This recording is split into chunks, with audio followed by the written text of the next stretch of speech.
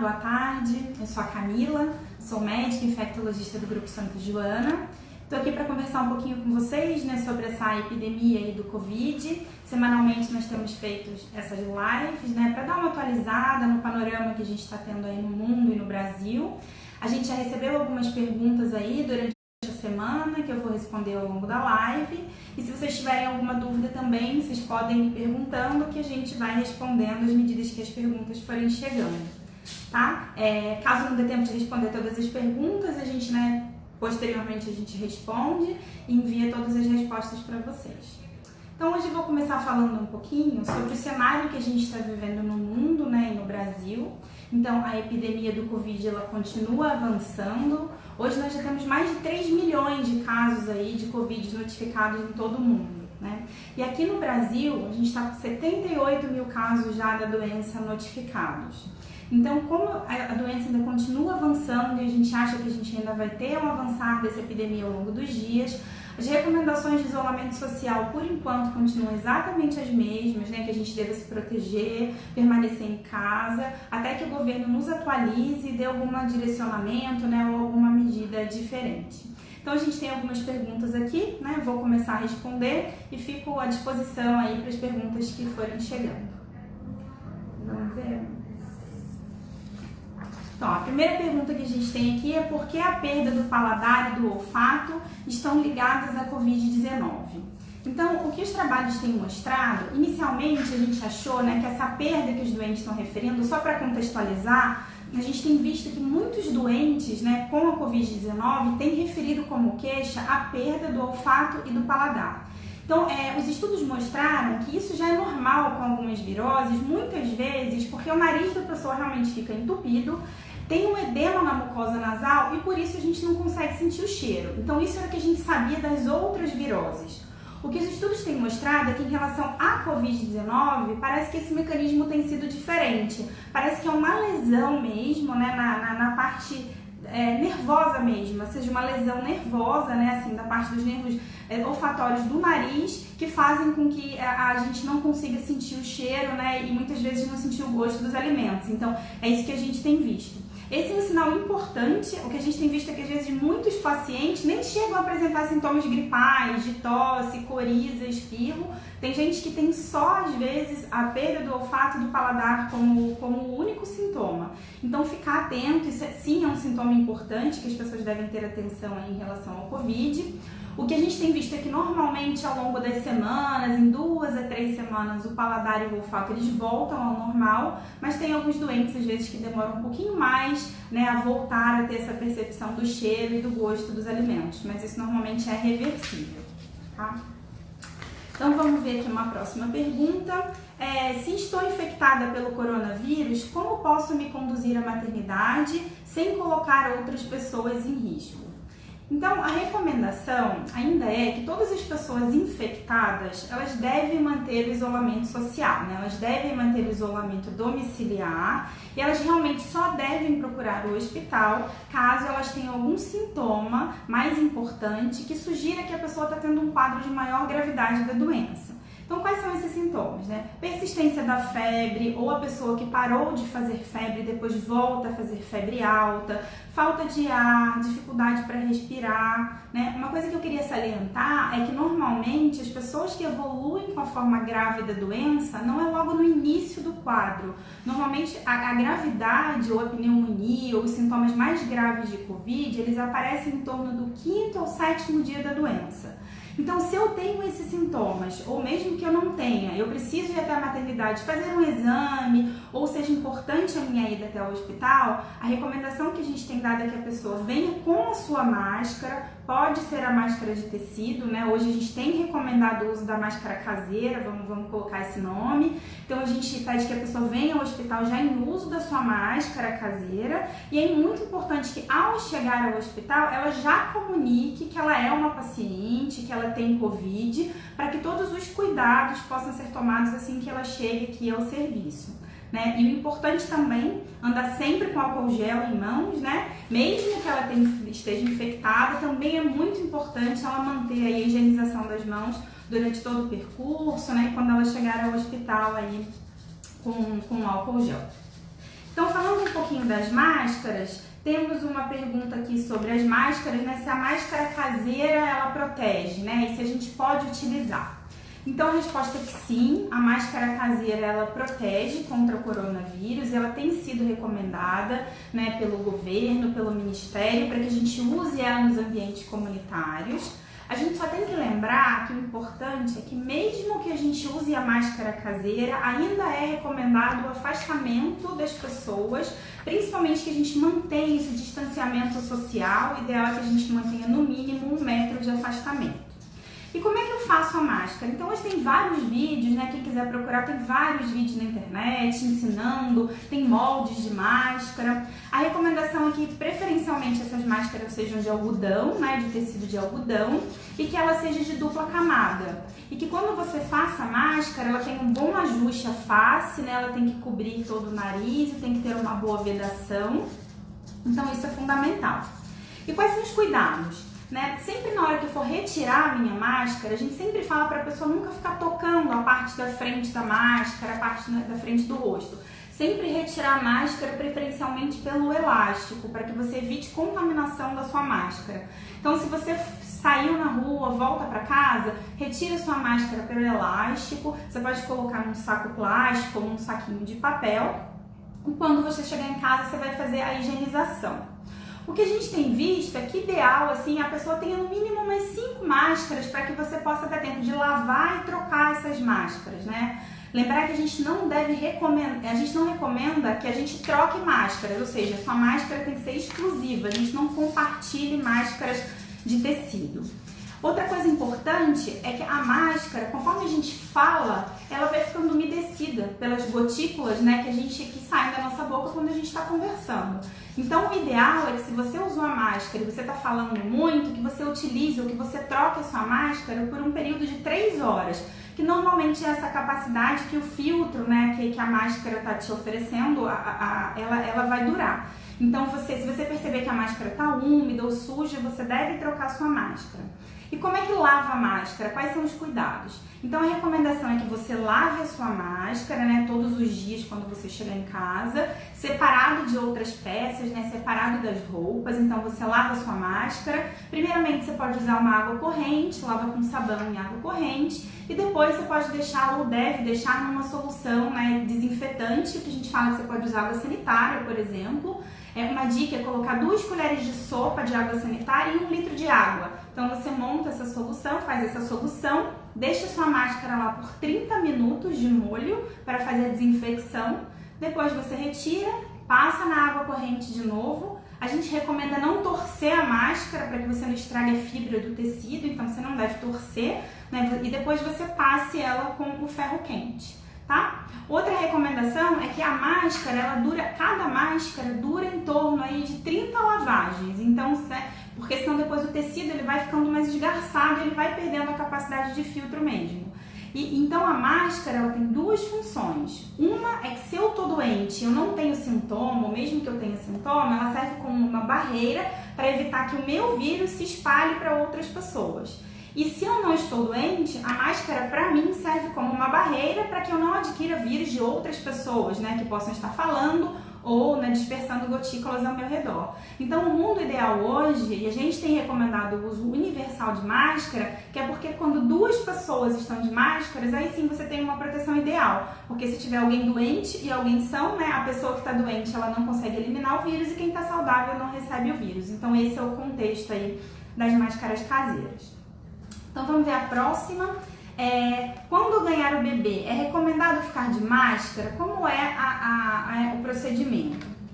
Então aqui no hospital, a gente tem recomendado que todas as pessoas que têm suspeita ou o quadro de Covid confirmado, elas devem ficar de máscara após ganhar o bebê. Porque isso é uma proteção para que a mãe não infecte o seu bebê.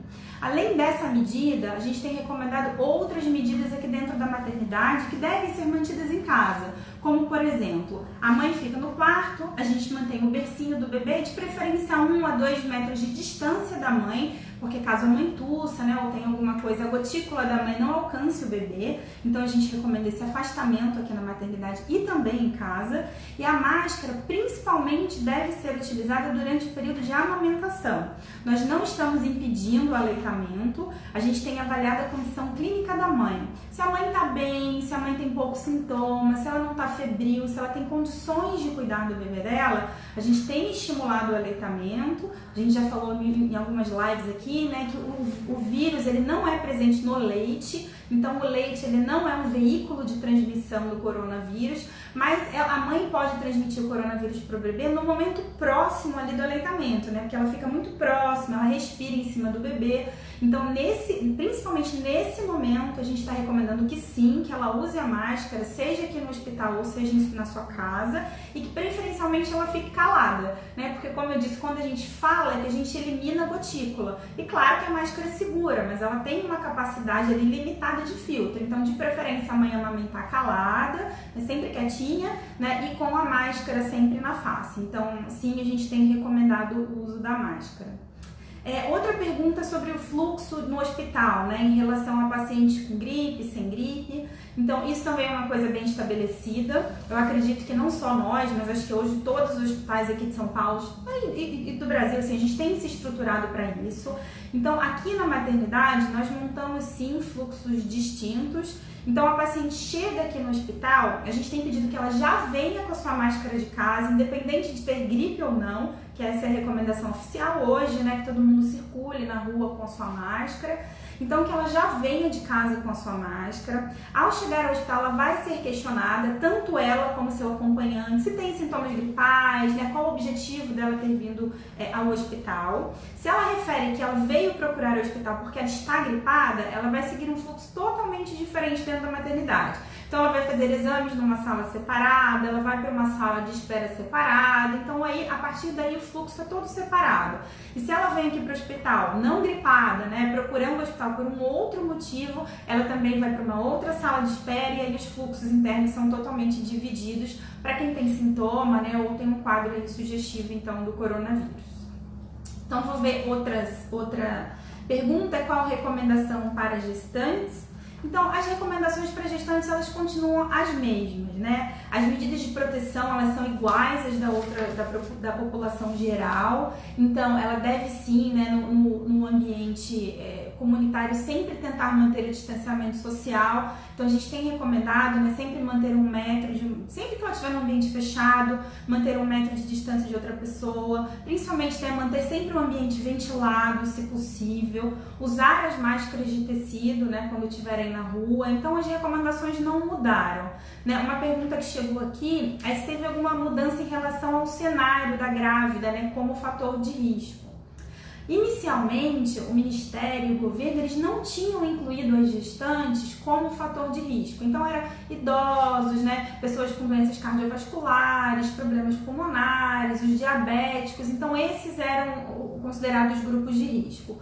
O que mudou de abril para cá foi recente, né, que o Ministério incluiu, na verdade, são as gestantes de alto risco, né? Então, não pensando, na verdade, a grávida em si, a gente não tem visto uma evolução desfavorável, a gente não tem visto uma maior mortalidade nesse grupo. O que o governo fez, né, chamou atenção para as grávidas que têm doença de base. Então, quando a gente fala de gestação de alto risco, são grávidas que muitas vezes já possuem outras comorbidades, como, por exemplo, pressão alta, né? Grávidas que já fazem algum outro tratamento. Então, as gestantes de alto risco, essas sim foram incluídas como fator de risco, que mereçam mais atenção. Mas acho que uma coisa bacana da gente dizer é que o que a gente tem visto aqui na maternidade, os dados que a gente tem do mundo, é que, de maneira geral, as grávidas elas não têm se comportado de uma maneira ruim quando elas adquirem o Covid, né? Como a gente sempre fala, comparado principalmente com o H1N1, que esse sim é uma doença ruim nas gestantes, a gente não tem visto esse comportamento com as grávidas. Em geral, tem muita grávida que vem procurar o nosso pronto atendimento, ela tem sintomas leves, ela colhe o exame e ela é orientada a ficar em isolamento domiciliar. Então, bem tranquilo, assim, claro que a gente tem quadros graves, mas no geral a maioria das gestantes tem evoluído de forma favorável. Então, vou ver outra pergunta. Então, se o vírus ele pode ser transmitido pelo ar condicionado? Então, a resposta é que não, né? O vírus ele não é transmitido pelo ar condicionado, né? O vírus ele é transmitido através sempre de uma pessoa doente, então não tem ar condicionado dentro, não tem vírus dentro do ar condicionado. O que a gente sempre recomenda é, preferencialmente, né, se a pessoa puder ficar no ambiente com ar e num ambiente ventilado, a gente sempre recomenda que ela fique num ambiente ventilado, porque se tiver alguma dispersão do vírus naquele ambiente, quando você ventila, o vento, né, ele leva aquele vírus que pode estar circulando ali no ambiente. Mas o ar condicionado em si, ele não tem a capacidade de transmitir o vírus. Então vamos ver, tem outra pergunta aqui bem parecida, né? Assim, se você estiver no carro, o que você deve usar preferencialmente? O ar-condicionado ou você deve manter o vidro aberto? Então a recomendação preferencialmente é que você mantenha o vidro aberto, né? Principalmente se você estiver com alguém do seu lado, justamente para que você tenha essa ventilação de ar dentro do carro. Então a regra é sempre essa, né? Sempre que você for escolher entre ficar no ambiente mais ventilado e um ambiente com ar, o ambiente mais ventilado ele é melhor nesse sentido para você conseguir eliminar o vírus do ambiente. Tem mais uma aqui, então, ó, caso eu precise sair de casa para ir para uma reunião, como eu devo me proteger, visto que estarei num ambiente com mais pessoas? Então, acho que eu já comentei um pouquinho sobre isso, né? A recomendação sempre que você for sair de casa é de você sair com a sua máscara, que pode ser a máscara de tecido, que, como eu já falei aqui, sim, ela protege contra o vírus, né? E outros cuidados que você deve manter, né? Se você realmente precisa sair, precisa participar de uma reunião, preferencialmente tentar fazer reuniões em ambientes ventilados, como eu falei, onde você tem uma circulação de ar, né, que permite essa troca de ar aí do ambiente. Manter sempre o distanciamento social, então, né, se você vai fazer uma reunião, né, preferencialmente com poucas pessoas, não aglomerar muitas pessoas, mas preferencialmente sempre manter de 1 a 2 metros de distância de uma outra pessoa, né, durante a reunião você continuar usando a sua máscara, né, então a regra é, assim, sempre manter a máscara, né, mesmo que você tenha esse distanciamento, para que a gente tenha mais segurança no momento. Então, acho que essa é uma dica importante. Vamos ver então mais perguntas. O acompanhante pode ser alguém com mais de 60 anos na maternidade? Então a recomendação é que a gente não traga como acompanhante ninguém com mais de 60 anos. E o porquê dessa regra? Porque a gente viu que os idosos, eles são é o principal, a idade ela é o principal fator de risco para doença grave pelo coronavírus. Então, a maioria dos óbitos que a gente tem visto pela doença estão acontecendo nos idosos. Então, a população que a gente mais quer proteger são os idosos, né? Então, a recomendação é que os idosos fiquem em isolamento domiciliar no momento, para evitar que eles tenham contato com pessoas doentes. Então, acho que trazer uma pessoa idosa para o ambiente hospitalar, por mais que a gente esteja tomando todos os cuidados de segurança, por mais que a gente tenha áreas isoladas para paciente com a doença, não é o ideal. Então a recomendação hoje é que você não traga um idoso, né, para o hospital como seu acompanhante, para a proteção realmente desse idoso, né, que sem dúvida aí eles são o principal grupo de risco da doença, tá? Mais uma aqui. Então, como me higienizar para entrar em casa após sair? Então, acho que isso também já foi muito dito, né? Essas regras que a gente deve seguir quando a gente sai de casa, a gente precisa sair por algum motivo e a gente volta para casa. Então, a recomendação é, se você puder, né? A gente sempre fala, tirar o sapato, né? Principalmente quem tem criança em casa. A gente não sabe muito bem ainda, né? Se da sobrevivência aí, se a gente leva realmente o vírus através do sapato. Mas se a gente for pensar, a gente sim, tirar o sapato antes de entrar em casa, principalmente quem tem criança. Porque criança, né, que brinca muito no chão, então a criança pode ficar ali no chão, né? E botar a mão na boca. Então, tirar o sapato antes de entrar em casa preferencialmente, né? Se você puder, né, tirar a roupa que você estava usando, né? Tomar um banho, mas principalmente lembrar da questão de higiene de mãos, né? Então, chegou em casa, a higiene de mãos é a medida mais importante, porque a gente sempre fala, tem muito mito, tem muita coisa que no começo a gente ouvia muito essa questão do cabelo, se você deve lavar cabelo todo dia, se o cabelo pode transmitir o vírus.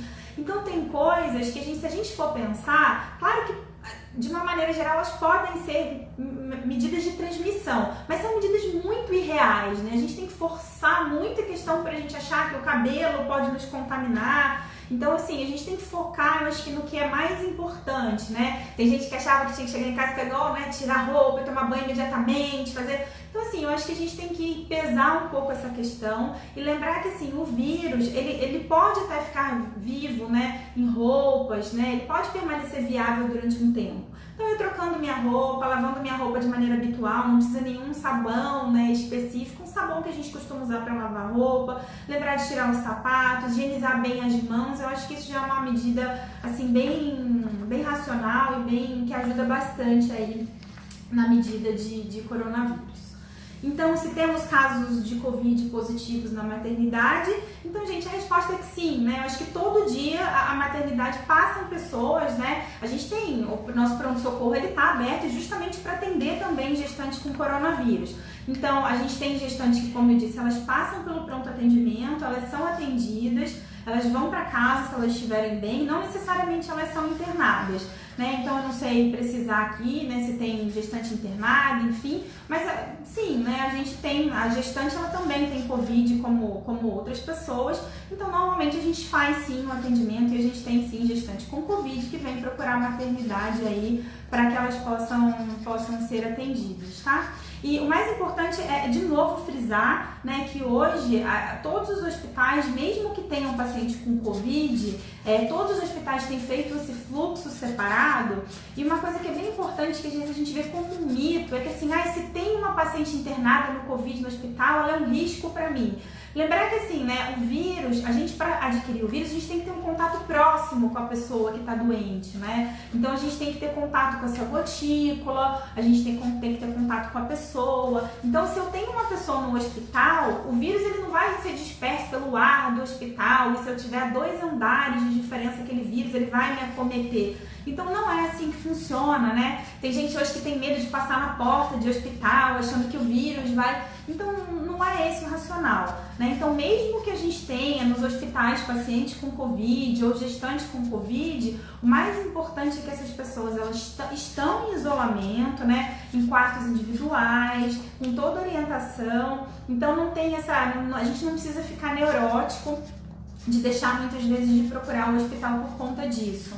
Esse é um outro ponto, né, que aproveitando eu queria falar um pouquinho, é que o que tem acontecido é que as pessoas às vezes elas ficam tão preocupadas de procurar o hospital pelo medo do Covid, que as pessoas estão deixando doenças graves passar por medo de ir até o hospital, né? Só, claro que não tem a ver com maternidade, mas a nível de curiosidade, saiu um trabalho agora mostrando que lá em Nova York, né, onde todo mundo está vendo que tá tendo um surto, né, tá tendo muitos casos de Covid, eles tiveram 10% no aumento do caso de infarto, porque as pessoas tinham sintomas, né, com dor no peito, as pessoas não se sentiam bem, mas elas tinham tanto medo de procurar o hospital por conta dessa questão do coronavírus que elas acabavam tendo um quadro mais grave em casa.